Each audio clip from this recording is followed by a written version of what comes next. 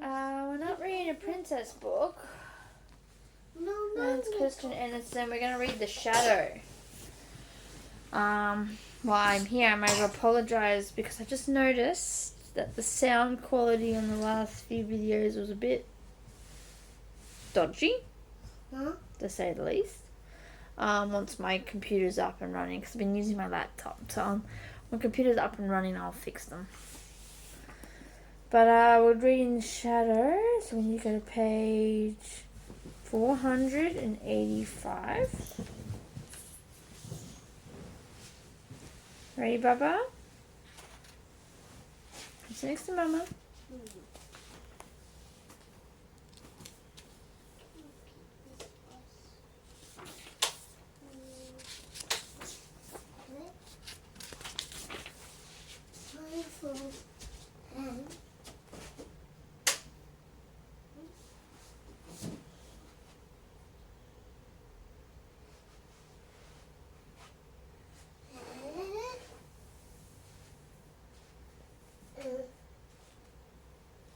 Okay, The Shadow.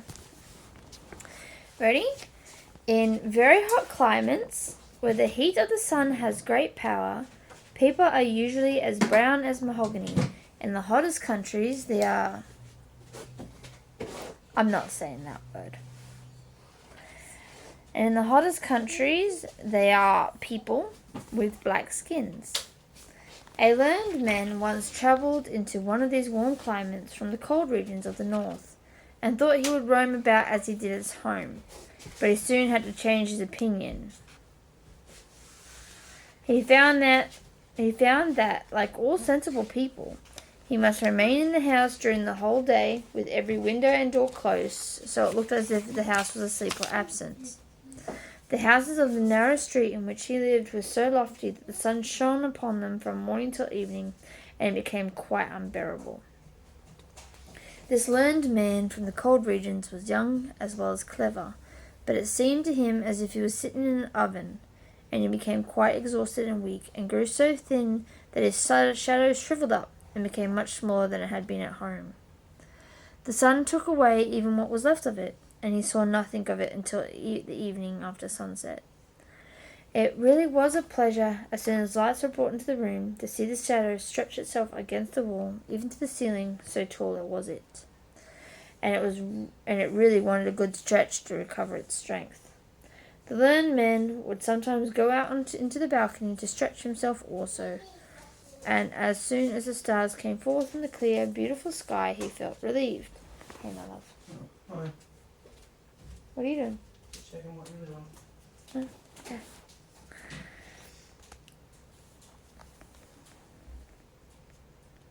I don't know where I was up to. Oh yeah. People at this hour began to make their appearances in all the balconies in the streets, for in warm climates every window had a balcony, in which they could breathe the fresh air, which is very necessary, even to those who are used to a heat that makes them as brown as mahogany, so that the street presented a very lively appearance.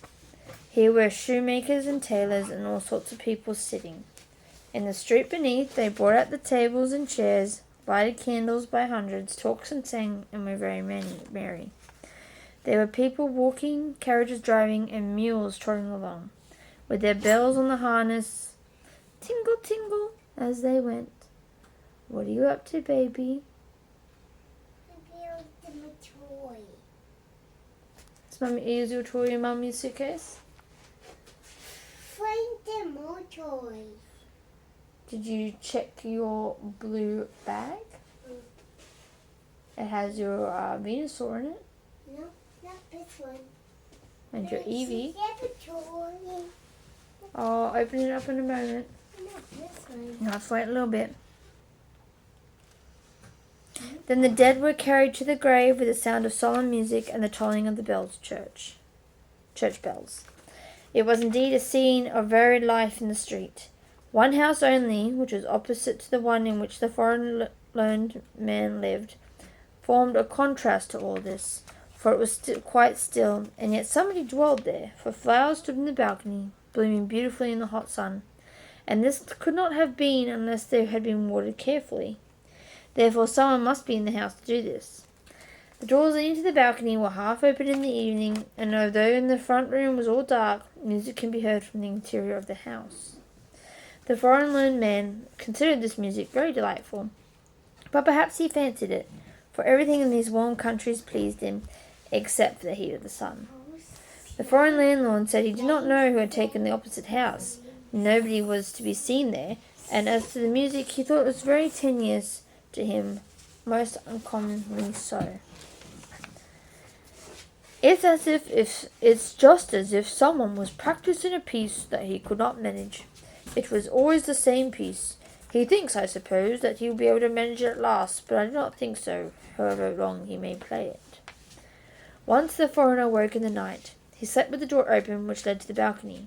The wind had raised the curtains before it, and there appeared a wonderful brightness all over the balcony in the opposite house. The flowers seemed like flames of the most gorgeous colours, and among the flowers stood a beautiful, slender maiden. It was to him as if light streamed from her and dazzled his eyes. But then he had only just opened them as he awoke from his sleep. With one spring he was out of bed and crept softly behind the curtain. But she was gone. The brightness had disappeared. The flowers no longer appeared like flames, although still as beautiful as ever.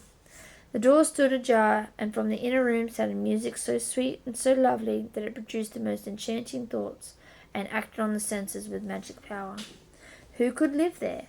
Where was the real entrance? For both in the street and in the lane at the side, the whole ground floor was a continuation of shops, and people could not always be passing through them.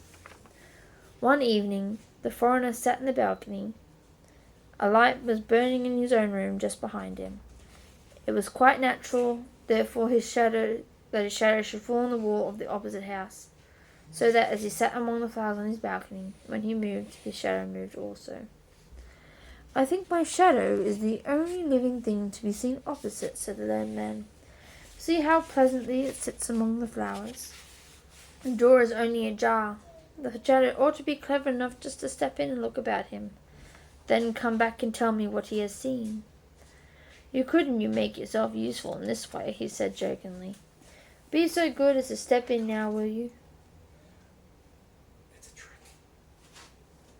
There's a trick to it. Ah. And then he nodded to the shadows, and the shadows nodded in return. Now go, but don't stay away altogether. Then the forest stood up, and the shadow on the opposite balcony stood up also. The foreigner turned around, and the shadow turned, and if anyone had observed, they might have seen it go straight into the half-open door of the opposite balcony, as the learned man re-entered his own room and let the curtain fall. The next morning he went to take his coffee and read the newspapers. How is this? He exclaimed as he stood in the sunshine. I have lost my shadow. So it really did go away yesterday evening and it has not returned. This is very annoying. And it certainly did vex him. Not so much because the shadow was gone, but because he knew there was a story of a man without a shadow. All the people at home in his country knew this story, and when he returned he related his own adventures. They would say it was only an imitation, and he had no desire for such things to be said of him. So he decided not to speak at all, which was a very sensible determination. In the evening he went out again onto his balcony, taking care to place a light behind him, for he knew that a shadow always wants his master for a screen, but he could not entice him out. He made himself little, and he made himself tall, but there was no shadow, and no shadow came. He said, "Ahem, ahem." Alright, go quick. Yes, I can help you. I'll be back in a moment to finish the rest of it. I'm not going to pause it though, I'll just be a moment. Because I don't know how to edit.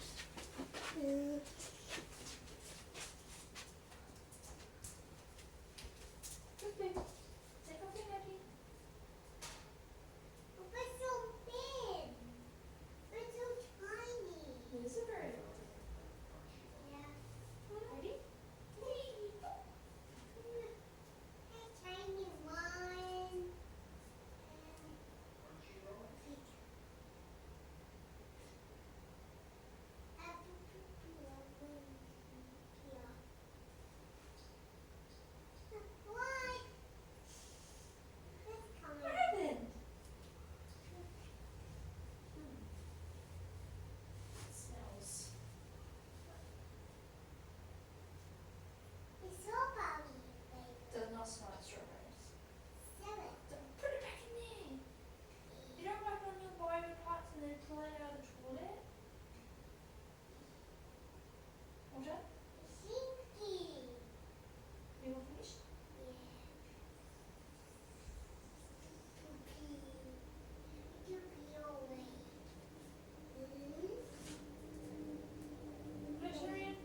Wait, hop up. Sammy, turn up. I haven't checked your bum yet.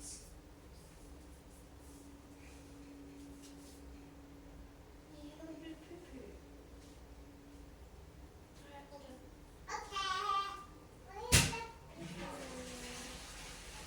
Don't forget to wash your hands.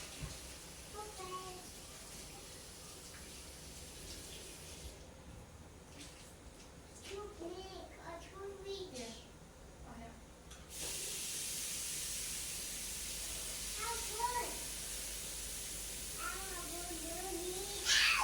It's warm, not burning. Wash your hands. There you go.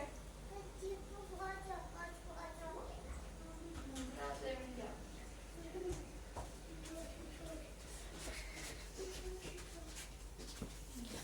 Alright. Sorry about that. Have to help her with the. She's toileting. Okay.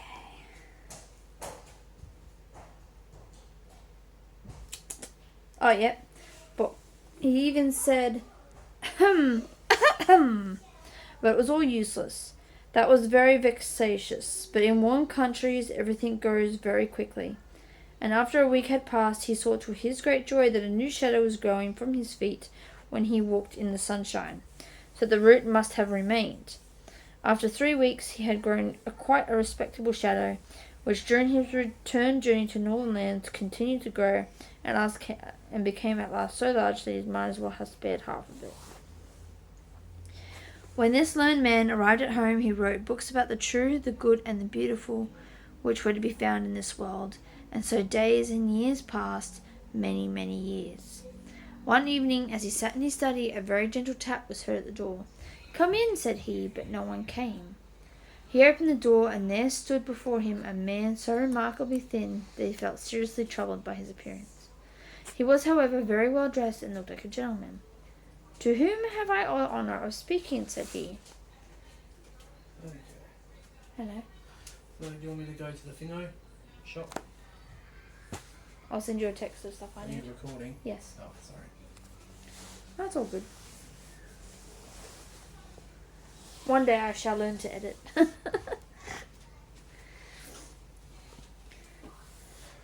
I hoped you would recognize me," said the elegant stranger. I have gained so much that I have a body of flesh and clothes to wear. You never expected to see me in such a condition? Do you not recognize your old shadow? You never expected that I should return to you again. All has been prosperous with me since I was with you last. I have become rich in every way, and were I inclined to purchase my freedom from service, I could easily do so. And as he spoke, he rattled between his fingers a number of costly trinkets which hung to a thick gold watch chain he wore around his neck. Diamond rings sparkled on his fingers, and it was all real. How has this dude not been robbed yet? Where's my kisses? The audacity. I cannot recover from my astonishment, said the learned man. What does all this mean? Something rather unusual, said the shadow. But you yourself are an uncommon man, and you know very well that I have followed in your footsteps ever since your childhood. As soon as you found that I have travelled enough to be trusted alone, I went on my own way, and I am now in the most brilliant circumstances. But I felt a kind of longing to see you once more before you die. And I wanted to see this place again, for there is always a clinging to the land of one's birth. I know that you now have another shadow. Do I owe you anything? If so, have the goodness to say what it is. No! Is it really you? Said the learned man. Well, this is most remarkable. I never supposed it's possible that a man's old shadow could become a human being. Just tell me what I owe you, said the shadow, for I do not like to be in debt to any man. How can you talk in that manner, said the learned man. What question of debt can there be between us? You are as free as anyone. I rejoice exceedingly to hear of your good fortune. Sit down, old friend, and tell me a little of how it happened, and what you saw in the house opposite to me while we were in those hot climates. Yes, I will tell you about it, said the shadow, sitting down, but you must promise me never to tell in this city, wherever you may meet me, that I have been your shadow. I am thinking of being married, for I have more than sufficient to support a family. Just wondering what kind of voodoo is happening here. Marky, where's my kiss?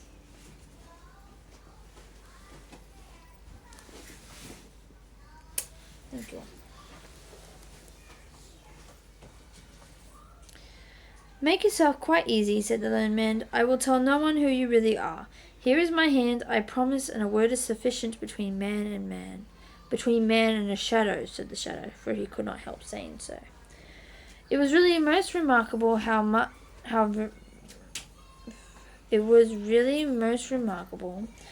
very much he had become a man in appearance. He was dressed in a suit of the very finest black cloth, polished boots, and an opera crush hat, which could be folded together so that nothing could be seen but the crown and the rims, besides the trinkets, the gold chain, and the diamond rings already spoken of. The shadow was in fact very well dressed, and this made a man of him. Now I will relate to you what you wish to know, said the shadow, placing his foot with the polished leather boot as firmly as possible on the arm of the new shadow of the learned man, which lay at his feet like a poodle dog.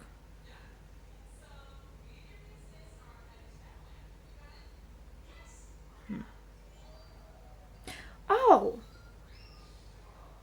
He's stepping really hard on the other shadow's arm that he sees on the floor. Oh, okay. That's weird.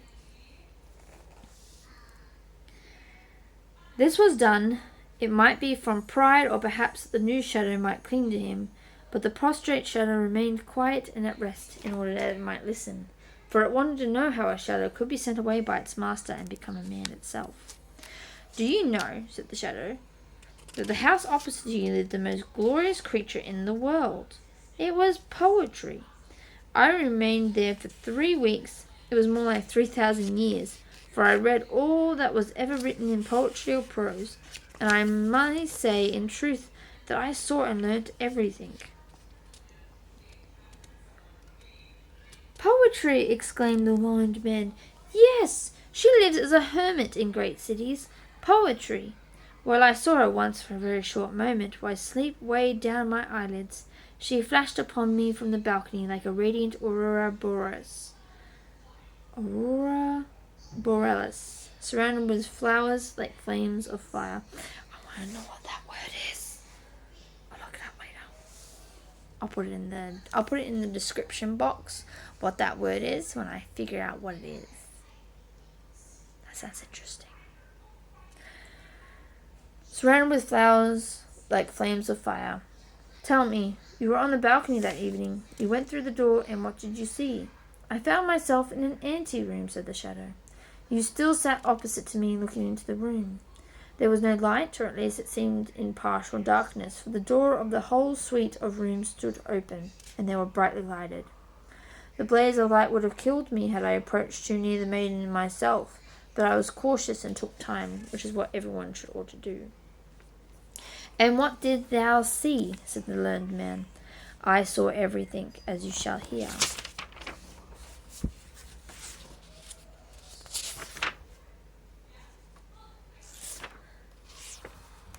This is a lot of pages. I saw everything, as you shall hear, but it is really not pride on my part as a free man and possessing the knowledge that I do. Besides my position, not to speak of my wealth, I wish that you'd say to me instead of thou. I wish you would say you to me instead of thou. I beg your pardon, said the learned man. It is an old habit which is difficult to break. You are quite right, I will try to think of it. But now please tell me everything you saw. Everything, said the shadow, for I saw and know everything. What was the appearance of the inner room, said the scholar. Was there like a cool grove or a holy temple? Were the chambers like a starry sky seen from the top of a high mountain. It was all you described, said the shadow.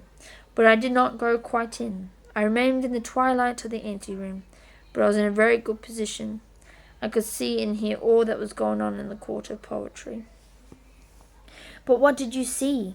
Did the gods of ancient times pass through the rooms?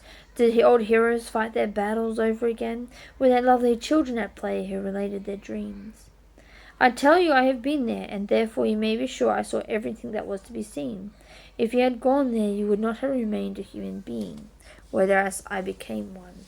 And at the same moment I became aware of my inner being, my inborn infinity to the nature of poetry. It is true I did not think much about it while I was with you, but you will remember that I was always much larger at sunrise and sunset, and in the moonlight even more visible than yourself. But I did not then understand my inner existence. In the antechamber it was revealed to me. I became a man.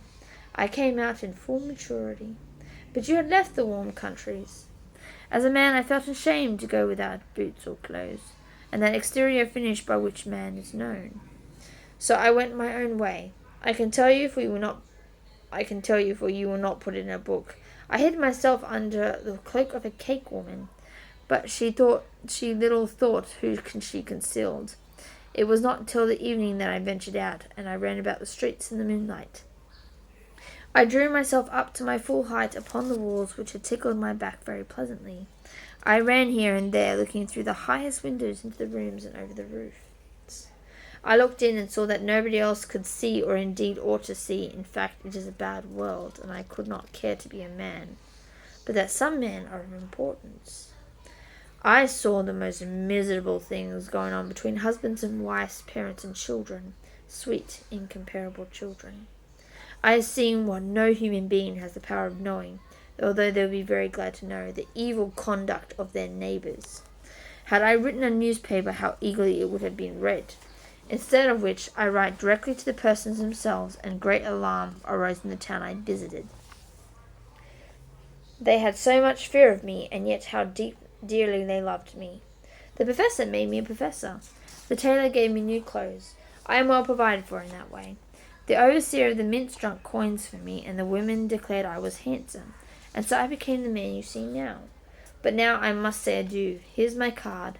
I live on the sunny side of the street, and always stay at home in rainy weather, and the shadow departed. This is all very remarkable, said the learned man. Years passed, days and years went by, and the shadow came again. How are you going on? He said.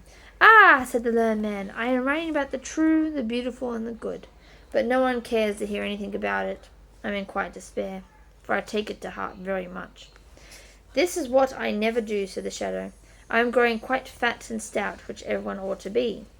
You do not understand the world. You will make yourself ill about it. You ought to travel.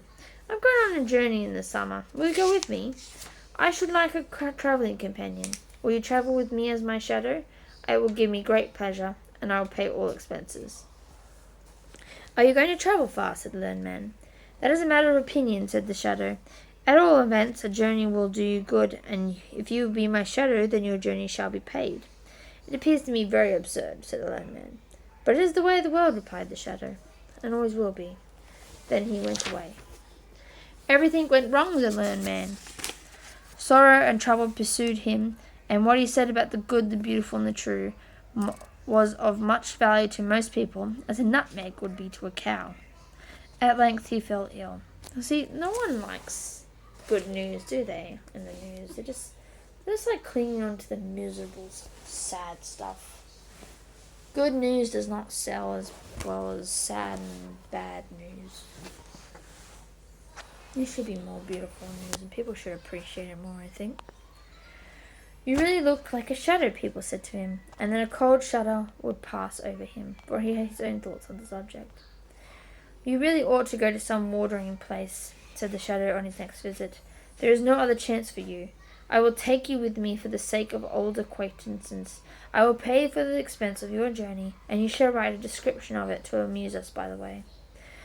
I should like to go to a watering place. My beard does not grow as it ought, which is from weakness, and I must have a beard. Now do be sensible and accept my proposal. We shall travel as intimate friends. Different meaning back then as it does now. And at last they started together. The shadow was master now, and the master became the shadow. They drove together and rode and walked in company with each other, side by side, or one in front and the other behind, according to the position of the sun. The shadow always knew where to take its place of honour, but the learned man took no notice of it, for he had a good heart and was exceedingly mild and friendly. One day the master said to the shadow, "We have grown together from our childhood, and now that we have become travelling companions, shall we not drink to our good fellowship? What says thee and thou to each other?" "What you say is very straightforward and kindly meant," said the shadow, who was now really the master. "I would be equally kind and straightforward. You are a learned man, and know how wonderful human nature is. There are some men who cannot endure the smell of brown paper. It makes them ill. Others will feel a shuddering sensation to their very marrow if a nail is scratched upon a pane of glass. I myself have a similar kind of feeling when I hear anyone say thou to me. I feel crushed by it, as I used to feel in my former position with you. You will perceive that this is a matter of feeling, not pride. I cannot allow you to say thou to me.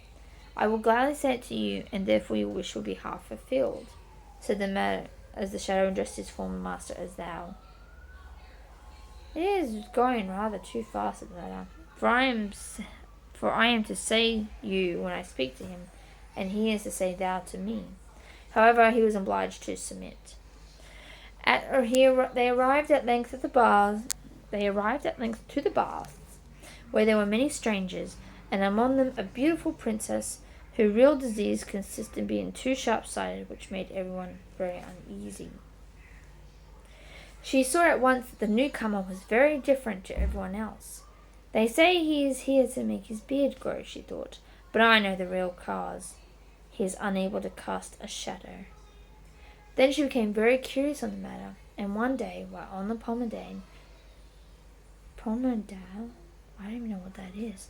Another thing in the description box, once I figure out what that word is. She entered into conversation with a strange gentleman. Being a princess, she was not obliged to stand upon such ceremony. She said to him without hesitation, "Your illness consists in not being able to cast a shadow." "Your Royal Highness must be on a high road to recover from your illness," said he. "I know your complaint arose from being too sharp-sighted, and this case has entirely failed. I happen to have a most unusual shadow. Have you not seen a person who is always by my side?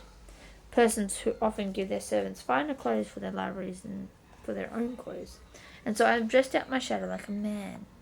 Nay, you may observe that I have given him a shadow of his own. It is rather expensive, but I like to have things about me that are peculiar." "How is this?" thought the princess. "Am I really cured? This must be the best watering place in existence. Water in our times has certainly wonderful power, but I will not leave this place yet, as it is beginning to be amusing.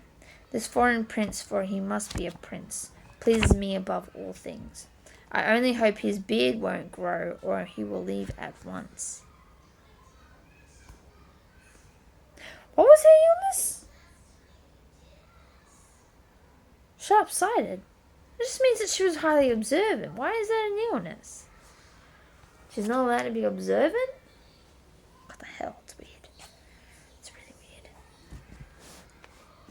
In the evening, the princess and the shadow danced together in large assembly rooms.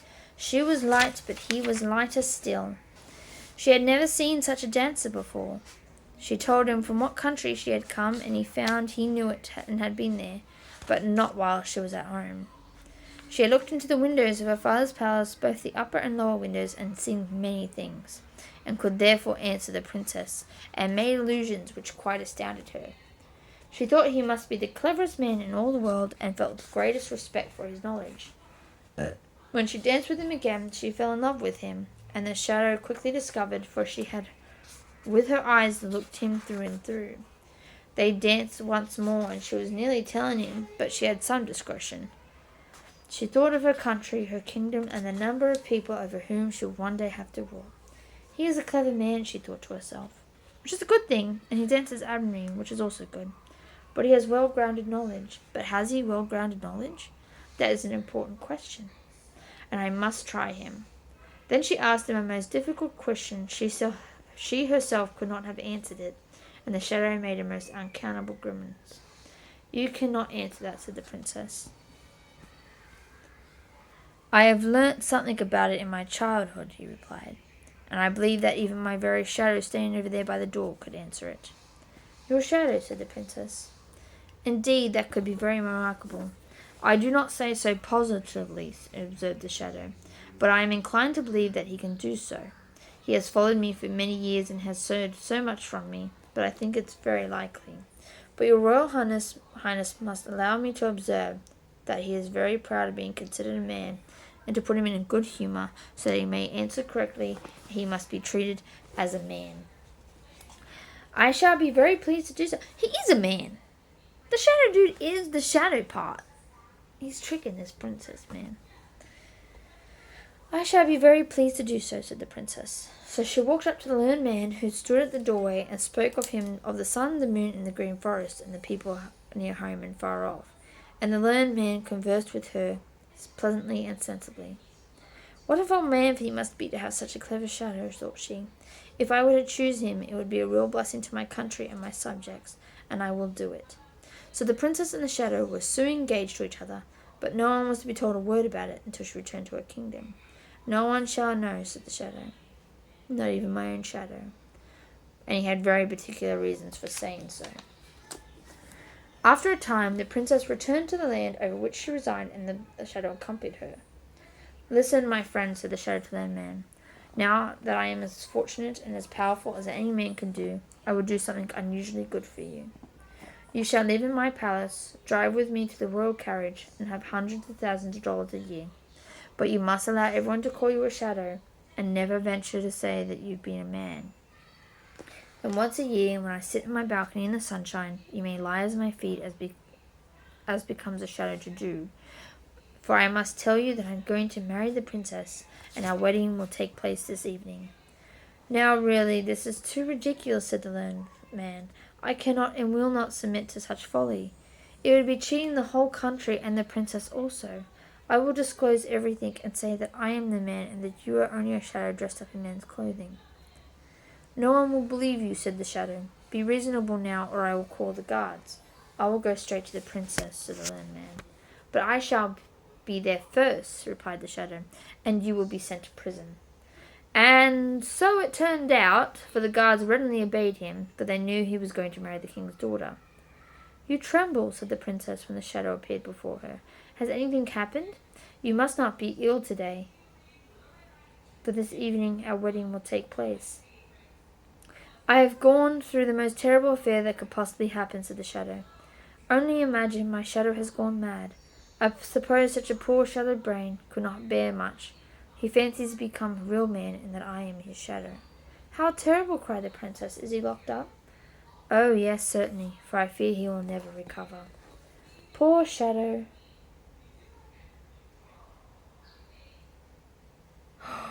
"Oh, dear."